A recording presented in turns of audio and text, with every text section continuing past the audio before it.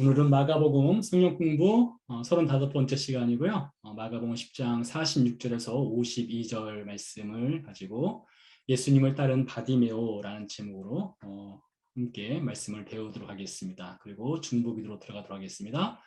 마가복음 핵심 구절이죠. 우리 같이 읽어보도록 하겠습니다. 인자가 온 것은 섬김을 받으려 함이 아니라 도리어 섬기려 하고 자기 목숨을 많은 사람의 대속물로 주려 함이니라. 마가복음 10장 45절 말씀이 되겠습니다. 자, 오늘 사건의 현장이 여리고입니다. 그래서 여리고 전경을 함께 보도록 하겠는데요. 일전에 우리 성경 지리에 대해서 성서 지리에 대해서 배울 때에 봤던 영상이기도 하고요. 지난주에 말씀을 전했던 그 여리고 사건과도 관련이 있고, 또 이번 주 주일날 전하게 될 또 라합 사건과도 관련된 여리고 지역을 잠시 먼저 시청을 하도록 하겠습니다. 네, 지금 화살표로 가르치는 부분이 텔 여리고라고 하는 곳인데요. 잠시 끊어보도록 하겠습니다. 텔이라고 하는 것은 인위적으로 쌓아 올려진 언덕이 되겠습니다. 그래서 지금 여러분들 보시는 이 언덕은 자연 언덕이 아니라 사람들이 이제 살던 거주지가 무너지고, 또 무너진 거주지에 또 다른 거주지가 세워지고, 또 그 거주지가 무너지고 또 다른 시대에 다른 거주지가 쌓아 올려지다 보니까 이렇게 자연스럽게 인위적으로 언덕을 이룬 현장이 되겠는데요.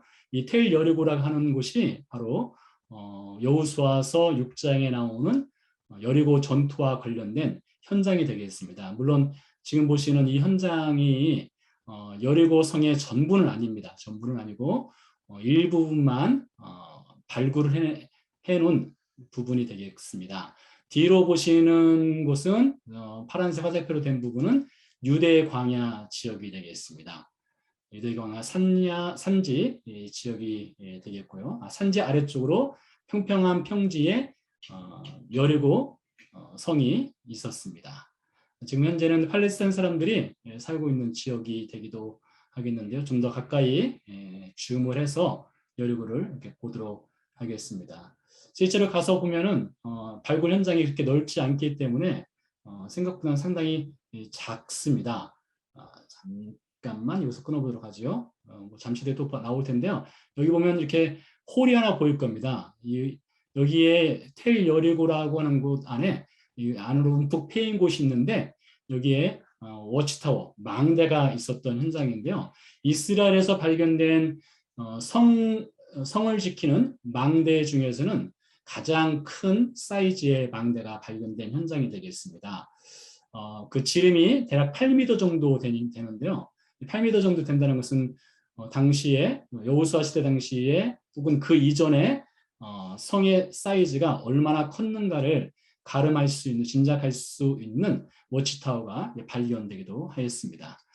그래서 잠시 본 것은 여호수아 시대 당시에 여리고 정복 사건이 있었고, 또 오늘 말씀의 현장인 여리고를 잠시 보았고요.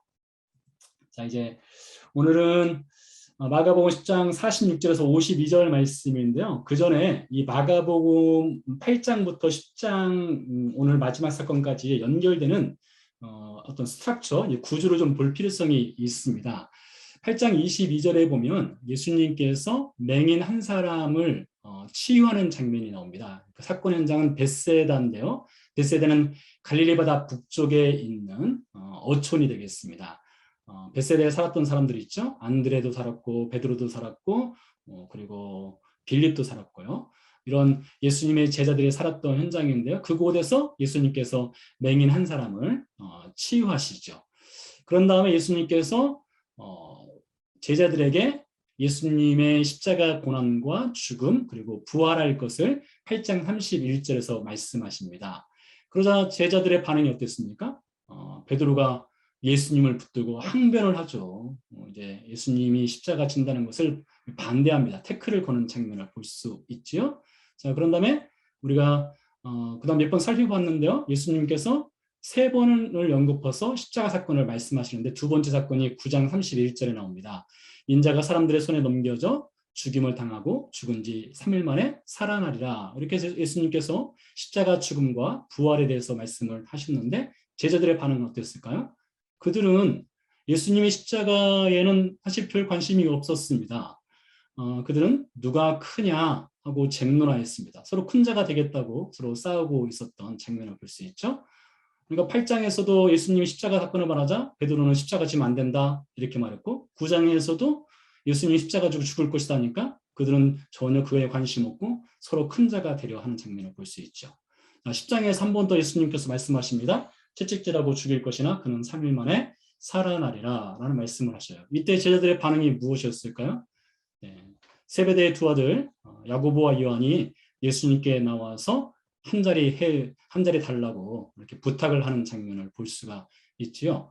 자, 그래서 8장 22절에 맹인을 치유하는 장면이 나오고 이어서 십자가 죽음과 반대, 십자가 죽음과 뭐 별로 관심 없는 제자들, 십자가 죽음에 대해서 말하자 한 자리 차지하겠다는 제자들 이런 장면이 이렇게 나와요. 근데 그런 다음에 마지막으로 10장에서 나오는 사건이 다시 한번 맹인 이야기가 나옵니다.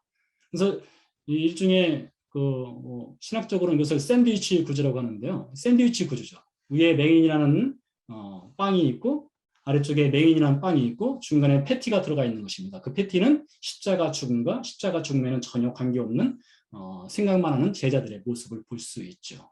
그래서 이 두 명의 맹인을 통해서 이 마가가 우리에게 또 당시의 제자들, 독자들이나 제자들에게 들려주고자 하는 메시지가 있습니다. 매우 중요한 메시지인데 어떤 메시지를 들려주고 싶을까요? 8장에서 맹인을 말하고 10장에서 맹인을 말하고 그 사이에 십자가 사건과 십자가와 전혀 상관없는 이야기만 하는 제자들 이것을 통해서 무엇을 보여주려 하는 것일까요? 바로 이겁니다. 십자가 예수를 만나기 전에는 영적 맹인이라는 것을 보여주는 것입니다. 베드로도 맹인이었고요. 제자들도 맹인이었습니다. 마찬가지입니다. 우리도 영적 맹인으로 살아가고 있는 것입니다. 우리가 예수님의 십자가를 만나기 전에는 모든 인생에 다 영적 맹인이라는 것을 이 스트럭처를 통해서 이 구조를 통해서 보여주고 있는 것이죠. 자, 그래서 우리도 이 장면을 통해서 우리 자신을 좀 스크리닝을 해볼 필요성이 있습니다. 우리가 정말로 십자가를 만나서 이 영적 맹인의 상태에서 벗어나 있는가? 아니면 우리는 예수님의 십자가와는 전혀 관계없이 신앙생활 아닌 종교생활을 하고 있는가? 이것을 좀 스스로를 돌아볼 수 있는 이 구조를 먼저 말씀드리는 것이 되겠습니다. 자, 이제 오늘 본문으로 들어가도록 하겠는데요. 10장 46절 말씀부터 52절까지 그렇게 짧으니까 좀 자세히 살펴보도록 하겠습니다. 46절 말씀부터 같이 읽어보도록 하지요.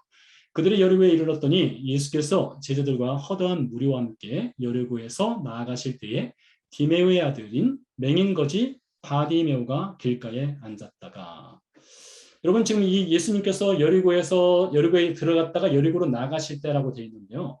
이제 오늘 말씀드리는 이 장면부터 마가복음 16장까지의 장면이 예수님 생애의 마지막 일주일과 그리고 죽으시고 부활하실 때까지 대략적으로 10일에서 12일 사건입니다. 채 2주가 안 되는 사건을 마가는 6장에 걸쳐서 우리에게 소개를 하고 있습니다. 그만큼 예수님의 마지막 패션 위크라고 하죠. 이 고난받는 그 주간이 매우 중요하기 때문에 많은 분량을 할애하고 있는데요. 여리고에 들어갔다가 여리고로 나가신다겠습니다. 잠시 지도를 보도록 하죠.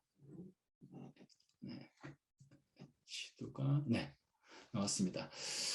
여러분 보시는 것처럼 붉은색으로 표시된 부분이 여리고가 되겠고요. 검은색으로 표시된 부분이 예루살렘이 되겠는데요. 여리고에서 예루살렘까지는 대략 20마일 정도, 그 정도 떨어져 있는 것 같습니다. 20마일에서 한 15마일 정도 그 사이 될 것 같은데요. 아래쪽에서 산 위로 걸어가는 것은 상당히 어렵습니다. 저도 실제로 걸어보기도 했는데요. 물론 다 걷진 않았습니다. 일부분만 걸어봤는데 한 10몇 시간 걸어본 것 같아요.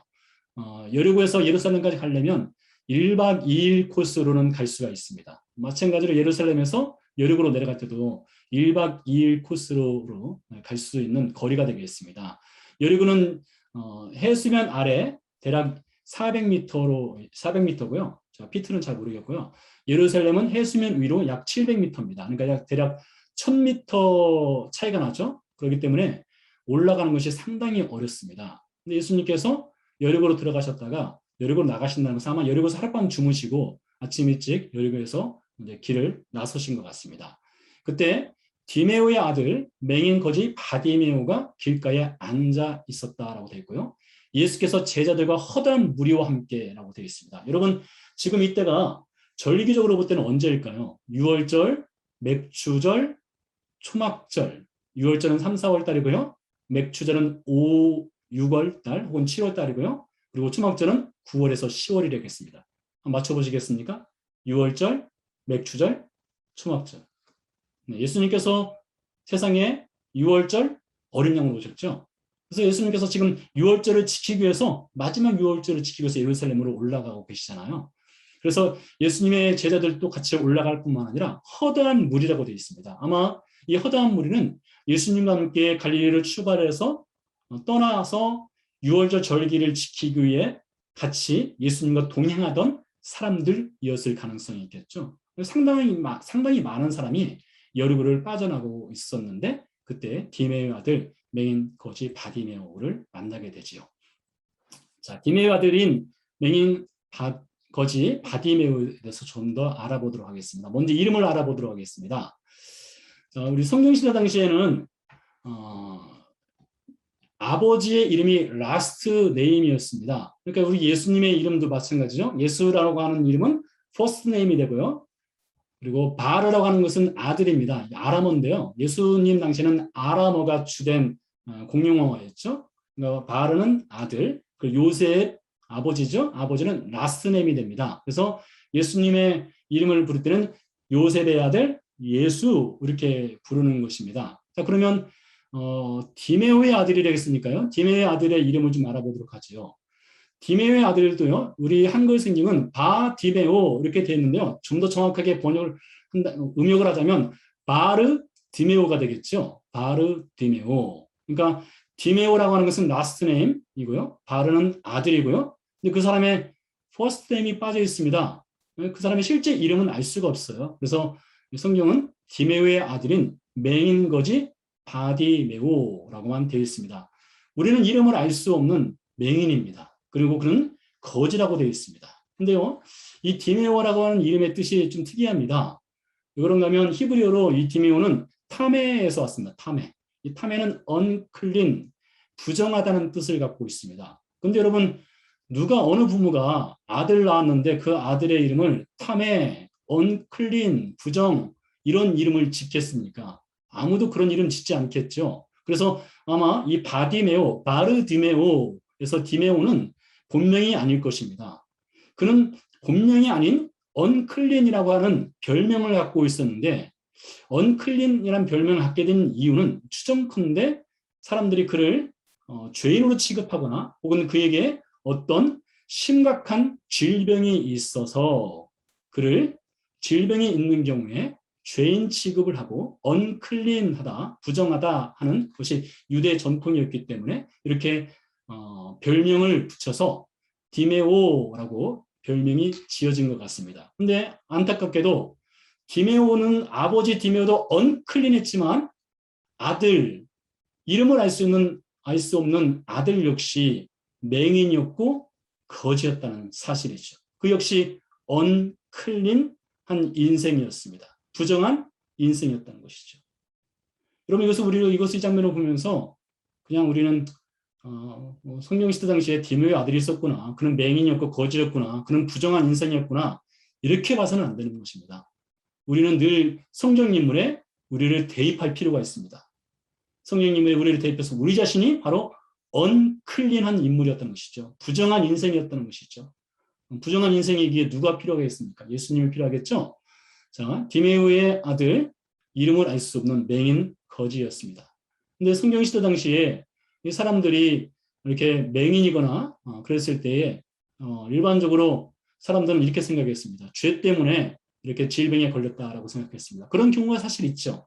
예를 들어서 요한복음 5장 14절 말씀입니다. 38년 된 병자 이야기죠. 같이 읽어보겠습니다.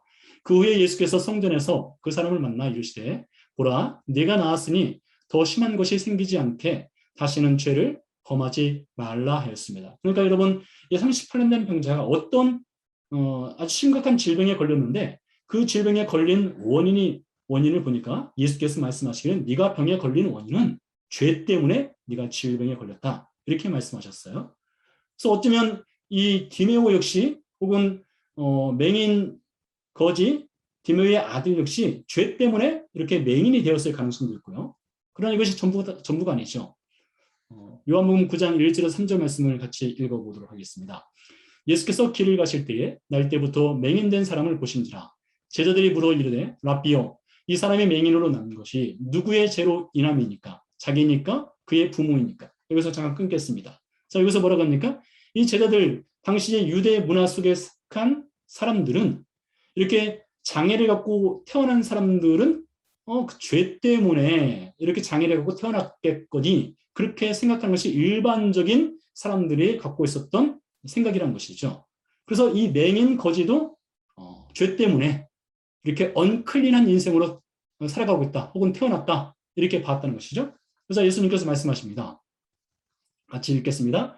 이 사람이나 그 부모의 죄로 인한 것이 아니라 그에게서 하나님이 하시는 일을 나타내고자 하심이라. 그러니까 이 사람이 맹인으로 태어난 것은 죄 때문에 그렇게 태어난 것이 아니라 하나님의 특별하신 계획 가운데 그를 장애를 갖고 태어나게 하셨다. 이렇게 말씀하고 있습니다. 그러니까 사람이 맹인으로 태어났다고 해서 다 죄와 관련돼 있는 것은 아니다. 이것이 되겠죠. 또 한 가지 경우를 보도록 하죠. 디모데전서 말씀입니다. 같이 읽어보겠습니다. 이제부터는 물만 마시지 말고 내 위장과 자존하는 병을 위하여는 포도주를 조금씩 쓰라. 아마 이 바울이 한 말인데요. 디모데, 그의 영적 아들인 디모데에게 위장병이 있었던 것 같습니다. 위장병도 있었고 그 외에 다른 질병을 앓고 있었던 것 같습니다. 그래서 바울이 그 병을 고치기 위해서 포도주를 좀 쓸 것을 이제 권면하고 있는 장면을 볼 수 있는데요. 첫 번째 케이스는 38년 된 병자는 죄 때문에 질병에 걸렸고요. 두 번째 케이스는 날 때부터 소경으로 맹인으로 태어난 이 청년은 하나님이 하시는 일을 하고자 그렇게 태어난 것이고요. 디모데 같은 경우는 어떤 경우입니까? 이 사람은 몸이 약한 사람입니다. 몸이 약해서 병에 걸린 케이스가 되겠죠. 질병과 관련은 없는 것입니다. 또 하나님의 일을 하시는 것과 또 직접적으로 연관이 없는 경우죠. 그래서 질병에 걸리는 여러 가지 원인들이 있는데 이렇게 세 가지 케이스로 우리가 살펴볼 수 있겠습니다. 다만 당시에 이 바디메오 이야기로 다시 돌아간다면 적어도 그 당시의 사람들은 디메오라고 하는 이름을 붙인 것을 보니까 그 당시 유대의 전통적인 문화에 따라서 맹인으로 태어났다는 것은 언클린, 부정한 인생으로 태어났고 그렇게 살아간다. 이렇게 그렇게 레벨을 붙여놓은 것 같습니다. 좀 더 나가보도록 하겠습니다. 47절, 48절 말씀입니다. 같이 읽어보겠습니다. 나사렛 예수시란 말을 듣고 소리질러 이르되 다윗의 자손 예수여 나를 불쌍히 여기소서 하거늘 많은 사람이 꾸짖어 잠잠하라 하되 그가 더욱 크게 소리질러 이르되 다윗의 자손이여 나를 불쌍히 여기소서 하는지라. 자, 여러분 여기서 제가 파란색으로 표시한 부분을 보시기 바랍니다. 사람들은 가면서 나사렛 예수라고 불렀습니다. 여기서 나사렛 예수시란 말을 들었다고 했으니까 맹인이 들은 것이지 말한 것은 아니죠. 아마 지나가던 많은 군중들이 나사렛 예수 했겠죠. 그래서 바디메오의 아들은 뭐라고 불렀습니까? 다윗의 자손이라고 불렀습니다. 여기 큰 차이점을 갖고 있는 것인데요. 먼저 나사렛 예수를 보도록 하지요. 나사렛 예수, 여러분 여기에는 긍정적인 의미도 있고 부정적인 의미도 있는데 사복음서에 보면 나사렛이라고 하는 이름이 붙게 되면은 이 지명이 붙게 되면 대략적으로 부정적인 의미가 더 강합니다. 예를 들면 요한복음 1장과 7장 말씀인데요. 같이 읽어보도록 하겠습니다. 나다나엘이 이르되 나사렛에서 무슨 선한 것이 날 수 있느냐 찾아보라. 갈릴리에서는 선지자가 나지 못하느니라. 나사렛은 갈릴리에 속한 마을이 되겠죠. 이렇게 나사렛 하면은 상당히 부정적인 의미를 담고 있습니다. 이 부정적인 의미를 담고 있는 나사렛 출신 예수라는 것이죠. 그렇다는 것은 예수님에 대한 어떤 존경이라든가 뭐 경외 같은 것은 전혀 없는 것을 또 볼 수 있겠는데 그냥 평범한 인생이라는 것입니다. 그런데 디메오 아들 맹인거지 바디메오는 예수님을 뭐라고 불렀다고요? 다윗의 자손 예수라고 불렀습니다. 여기에는 특별한 의미가 있습니다. 여러분 다윗의 자손이라는 표현이 사복음서에 제일 먼저 등장하는 성경 구절이 하나 있습니다. 어디일까요? 네, 마태복음 1장 1절입니다. 같이 읽어보겠습니다. 아브람과 다윗의 자손 예수 그리스도의 계보라라고 되어 있습니다. 아브람과 다윗의 자손. 여기서 예수님의 족보, 예수님의 선조에 대해서 그냥 단순히 소개하는 것이 아니라 아브람과 다윗의 자손이라고 말할 때는 메시아의 계보를 뜻하는 것이 되겠습니다. 아브람을 통해서 다윗을 통해서 예수 그리스도는 메시아가 태어난다라는 의미를 담고 있지요. 그래서 다윗의 자손 예수라고 부른다고 할 때는 이 맹인 거지 바디메오한테는 적어도 예수님을 그냥 그저 평범한 나사렛에서 나온 선생, 나사렛 출신의 어떤 특별한 사람 이런 것이 아니라 바디메오는 예수님을 어떻게 알았다고요? 다윗의 자손, 즉 메시아로 알아본 것입니다. 어떤 사람이요? 맹인이었던 사람이요. 언클린했던 이 부정한 인생이 예수님을 보지도 못했던 그 예수님을 다윗의 자손, 메시아로 볼 수 있는 그런 눈이 있었다는 것이죠. 자, 더 가보도록 하겠습니다. 같이 읽어보겠습니다. 예수께서 머물러 서서 그를 부르라 하시니 그들이 그 맹인을 부르며 이르되 안심하고 일어나라. 그가 너를 부르신 다음에 맹인이 겉옷을 내버리고 뛰어 일어나 예수께 나오거늘. 자, 예수님이 부르셨습니다. 예수님이 부르자 맹인 바디메오가 어떻게 반응을 보입니까? 겉옷을 일단 내버렸습니다. 그리고 뛰어 일어났습니다. 이 뛰어 일어났다는 말을 언어적으로 보면 점프했습니다. 그냥 펄쩍 뛴 겁니다. 자리에 앉아있다가 높이뛰기 선수하듯이 펄쩍 뛰어 오른 겁니다. 펄쩍 뛰어 올라서 예수님께 즉각적으로 달려 나오는 것을 볼 수 있습니다. 자, 성경에 보면 예수님은 부르시는 분입니다. 콜링을 하시는 분인데 제자들을 부르는 장면을 하나 보도록 하겠습니다. 마가복음 1장 16절에서 18절 말씀입니다. 같이 읽어보겠습니다. 갈릴리 해변에서 지나가시다가 시몬과 그 형제 안드레가 바다에 그물 던지는 것을 보시니 그들은 어부라. 예수께서 이르시되 나를 따라오라. 내가 너희로 사람을 낚는 어부가 되게 하리라 하시니 가로치고요. 그물을 버려두고 따르니라 했습니다. 자, 가로 안에 들어갈 말이 있습니다. 여러분 무엇이라고 생각되십니까? 대답하기 쉽게 제가 객관식으로 준비했습니다. 자, 다음날 그물을 버려두고 따르니라. 천천히 그물을 버려두고 따르니라. 즉시 그물을 버려두고 따르니라. 그날 그물을 버려두고 따르니라.